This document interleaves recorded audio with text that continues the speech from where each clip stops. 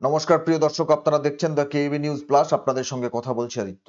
এই ছবি গতকালই আমাদের সামনে এসেছিল। গতকাল সোশ্যাল মিডিয়ায় এই ছবি ভাইরাল হয়েছিল, অর্থাৎ আমাদের দেশের জাতীয় পতাকা, সেই পতাকাকে আহ, ওই বিশ্ববিদ্যালয়ের যে গেট, বাংলাদেশ প্রকৌশল বিশ্ববিদ্যালয়, সেই বিশ্ববিদ্যালয়ের গেটের পাশে যেখান দিয়ে ছাত্রছাত্রীরা বা সাধারণ মানুষ যাতায়াত করেন, সেখানে হয় মাটিতে এঁকে অথবা জাতীয় পতাকাকে ভারতবর্ষের জাতীয় পতাকাকে পায়ের নিচে রেখে কিভাবে হেঁটে যাচ্ছিল সেই বিশ্ববিদ্যালয়ের ছাত্রছাত্রীরা। আপনারা সেই ছবি দেখেছিলেন, গতকাল ভাইরাল হয়েছিল।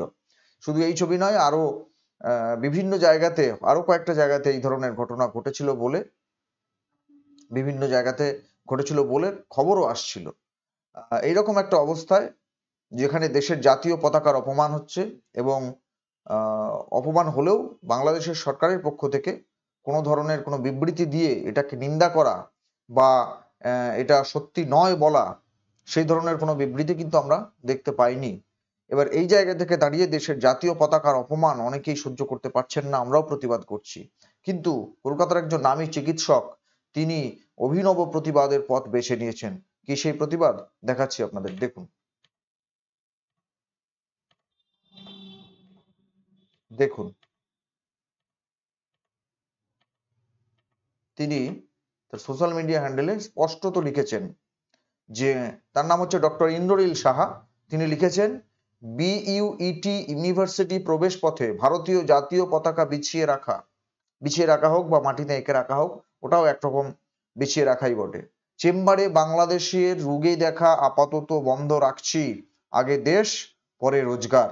আপনারা নিশ্চয়ই বুঝতে পারছেন, ডাক্তার ইন্দ্রনীল সাহা তিনি তার সোশ্যাল মিডিয়ায় এই পোস্ট দিয়েছেন এবং তিনি বলবার চেষ্টা করেছেন যে আগে দেশ পরে রোজগার। ডাক্তার ইন্দ্রনীল সাহা ইনি ইনি তার সোশ্যাল মিডিয়াতে পোস্ট করেছেন।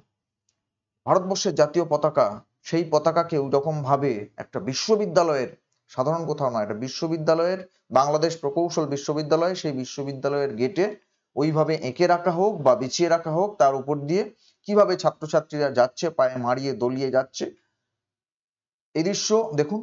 এই দৃশ্য ভারতবাসীর পক্ষে সহ্য করা সম্ভব?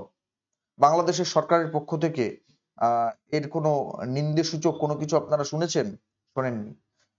সেই জায়গা থেকে দাঁড়িয়ে ডাক্তার ইন্দ্রনীল সাহা, যদিও তিনি একজন চিকিৎসক, তিনি তার সোশ্যাল মিডিয়াতে, সোশ্যাল হ্যান্ডেল, সেখানে তিনি লিখেছেন যে আপাতত বাংলাদেশের রোগী দেখা বন্ধ করছি, আগে দেশ পরে রোজগার।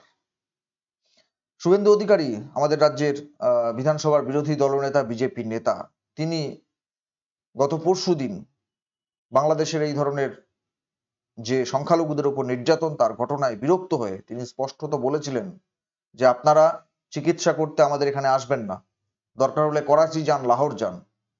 চিকিৎসা সংক্রান্ত একটা বার্তা তিনি দেওয়ার চেষ্টা করেছিলেন এবং ভারত সরকারকেও বলেছিলেন যে আপনাদের কাছে অনুরোধ করছি যে আপনারা ভিসা দেওয়া বন্ধ করুন বাংলাদেশিদের, যারা আমাদের একই বাংলা ভাষাভাষী মানুষ, যতই তারা ওদেশের নাগরিক হন, কিন্তু এইভাবে সেদেশের সংখ্যালঘুদের ওপর, বিশেষত সংখ্যালঘু হিন্দু সম্প্রদায়ের মানুষের ওপর যে মারাত্মক অত্যাচার, ভয়ঙ্কর অত্যাচার শুরু হয়েছে, তার প্রতিবাদ করেছিলেন শুভেন্দু অধিকারী এবং বলেছিলেন যে আপনারা চিকিৎসার জন্য এখানে আসবেন না, করাচি যান বা লাহোর যান। বার্তাটা আপনারা বুঝতে পারছেন। আর তারপরেই এই ছবিটা প্রকাশ্যে আসে, এই যে এই ছবিটা, যে আমাদের দেশের জাতীয় পতাকাকে এইভাবে পা দিয়ে মারিয়ে যাওয়া হচ্ছে। লজ্জা করে না? ভারতবর্ষ না থাকলে বাংলাদেশ স্বাধীন হয়, স্বাধীন বাংলাদেশের কোনো অস্তিত্ব থাকতো এই ভারতবর্ষ না থাকলে? বেঈমান কি কারো গায়ে লেখা থাকে? লেখা থাকে না। যাই হোক, তো তাদের আচার ব্যবহার বলে দিচ্ছে যে তারা অতীত ইতিহাস বিস্মৃত হয়েছে, ভুলে গেছে। সেই জায়গা থেকেই ডাক্তার ইন্দ্রনীল সাহা তিনি সিদ্ধান্ত গ্রহণ করেছেন যে বাংলাদেশের রুগী দেখা আপাতত বন্ধ রাখছে। আপনারা যান অন্য কোথাও দেখান গিয়ে, আমি দেখবো না। উনি বলেছেন, উনি ওনার ব্যক্তিগত মতামত বলেছেন। একজন চিকিৎসক, তিনি রুগী দেখবেন না, এ কথাটা খুব একটা ভালো নয়। কারণ চিকিৎসক, তার প্রথম কাজ হচ্ছে রোগী দেখা, রোগীদের পরিষেবা দেওয়া। আবার এটাও ঠিক যে আমি যে দেশের নাগরিক, সেই দেশের জাতীয় পতাকাকে কেউ বা কারা পা দিয়ে মারিয়ে যাবে, আর শুধুমাত্র চিকিৎসক বলে, শুধুমাত্র সেবা কার্যের একটা পেশায় রয়েছি বলে, সেবায় রয়েছি বলে নির্বিচারে সবাইকে দেখতে হবে।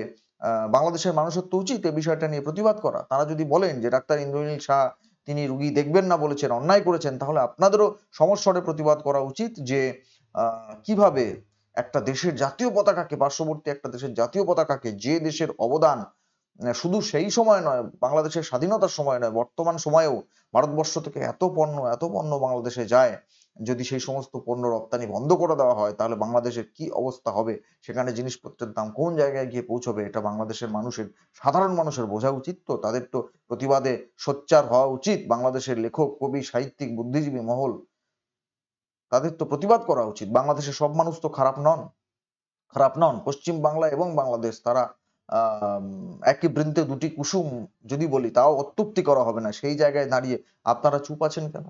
জাতীয় পতাকা, ভারতবর্ষের জাতীয় পতাকাকে এইভাবে পায়ে দোলে মারিয়ে পিষে যাচ্ছে একদল, আপনারা চুপ আছেন। এখন হয়তো কয়েকদিন পরে বলবার চেষ্টা করা হবে যে না, যে ছবি প্রকাশ্যে এসেছে ওইটা ফেক, ওটা কম্পিউটারে কারসাজি করে করা হয়েছে, ওটা আসল ছবি নয়। দেখুন, দুটোই অন্যায়। এক, যদি এই ধরনের পতাকাকে এঁকে রেখে মারিয়ে যাওয়া হয় সেটা নিশ্চিতভাবে অন্যায়। আবার যদি কেউ এই ধরনের ফেক ছবি ছেড়ে, ফেক ভিডিও ছেড়ে মানুষকে বিভ্রান্ত করার চেষ্টা করেন, তাহলে কারা করছে, বাংলাদেশ সরকারের পক্ষ থেকে তাদের বিরুদ্ধে ব্যবস্থা নেওয়া হবে না, তাদের গ্রেপ্তার করা হবে না? দুটোই তো অন্যায়। আমরা বলছি যেটা সঠিক সেটা প্রকাশ্যে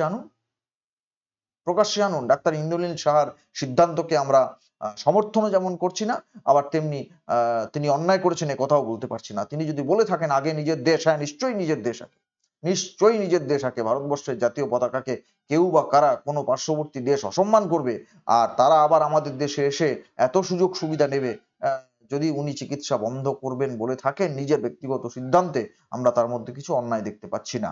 প্রিয় দর্শক, আপনারা আপনাদের মূল্যবান মতামত কমেন্ট বক্সে কমেন্ট করে জানাবেন। ডাক্তার সাহার এই সিদ্ধান্তকে আপনারা সমর্থন করেন কিনা, আর বাংলাদেশ যে নক্কারজনক কাজ করেছে আমাদের দেশের জাতীয় পতাকাকে অসম্মান করে, তার বিরুদ্ধে যদি আপনাদের কিছু বলার থাকে আপনারা নিশ্চয়ই বলবেন। শুভেন্দু অধিকারী যে বক্তব্য রেখেছিলেন, চিকিৎসার জন্য লাহোরে যাবেন, করাচি যাবেন, এখানে আসবেন না, ডাক্তার সাহা কি সেই বার্তাটাতেই খানিকটা সাড়া দেওয়ার চেষ্টা করেছেন? প্রশ্ন থাকলো আপনাদের প্রতি। আপনাদের মূল্যবান মতামত কমেন্ট বক্সে কমেন্ট করে জানাবেন। নজর রাখবেন আমাদের প্রত্যেকটা প্রতিবেদনে। দেখা হবে পরের প্রতিবেদন নিয়ে খুব তাড়াতাড়ি। ধন্যবাদ।